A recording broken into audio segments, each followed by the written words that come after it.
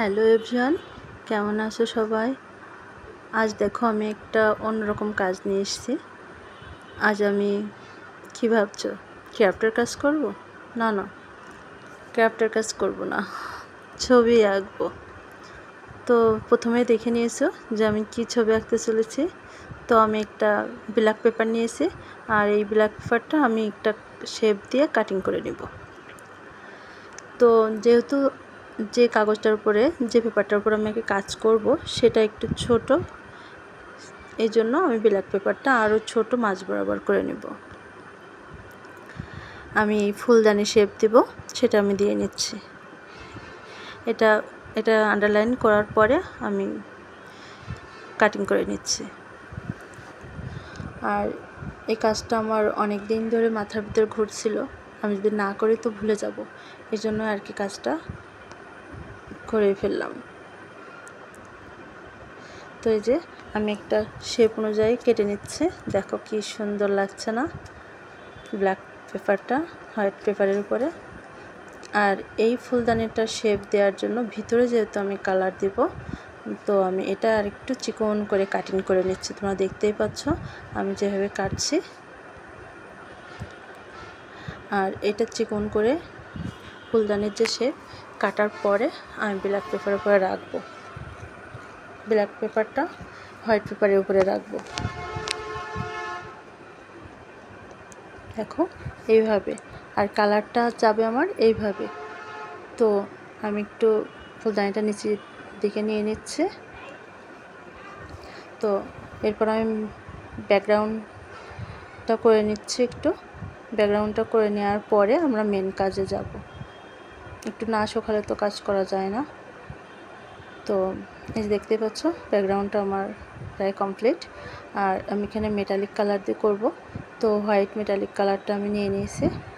আর এই তুলিটা আমি tap tap করে, এই আসল মেন কাজ হচ্ছে আমার এই তুলিটা দিয়ে। আর এই তুলিটার টেক্সচারটা অসম্ভব সুন্দর লাগে, তোমরা নিজেরাও কাজ করে দেখবে, ভেরি গুড ফিলিংসটা আসবে আর কি।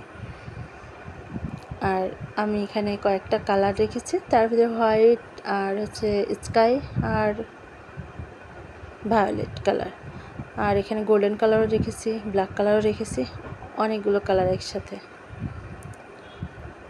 তো দেখতেই পাচ্ছ আমি ট্যাপ ট্যাপ করে ফুলদানির কাজটা কমপ্লিট করলাম। এবার আমি ফুলের কাজ করছি। আর এই ফুলের কাজটা অসম্ভব সুন্দর, তোমরা দেখে নিও কাজটা। এই যে আমার প্রায় ফুলগুলো কমপ্লিট। আর এখানে আমি একটা ডিপ গ্রিন দিব, যেহেতু অ্যাক্রিলিক কালার, তো অ্যাক্রিলিক কালার সবসময় ডিপটা ইউজ করার পরে লাইট কালার দিকে আসতে হয়।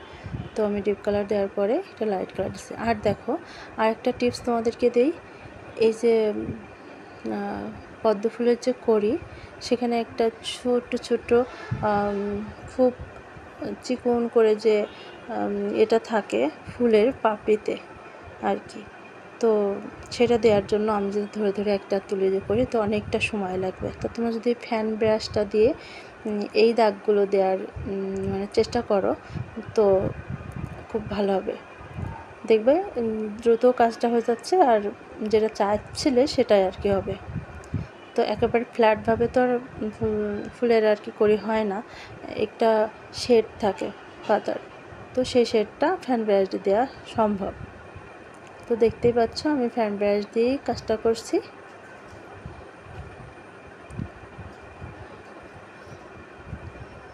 এটা আস্তে আস্তে একটু ধীরে সুস্থে করে নিতে হবে, কারণ কালারটা বাইরে চলে যাবে, বাইরে চলে গেলে ভালো লাগবে না। আমার কাজটা কিন্তু প্রায় কমপ্লিট, তোমরা দেখতে পাচ্ছ। এই যে, তো এবার আমি ছোট্ট আমার ইজেলে রাখবো।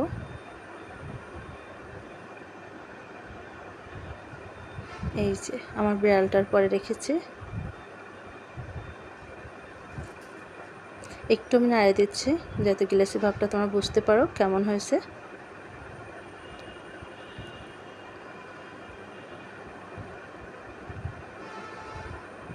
তো কেমন হয়েছে আমাকে জানাবে। Thank you for watching. Tata, bye by.